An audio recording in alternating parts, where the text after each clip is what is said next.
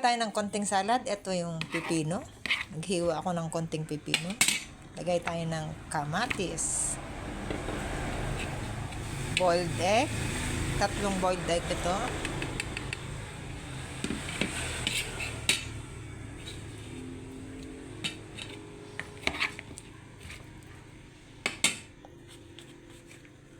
Maglalagay tayo ng tidbits.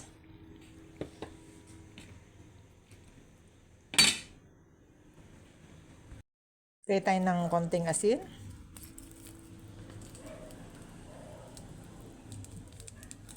Paminta. Itong sibuyas.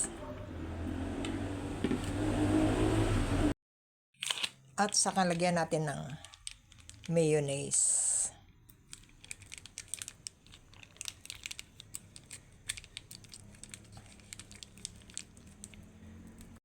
Ito na yung simpleng salad na ginawa ko sa sarili kong version.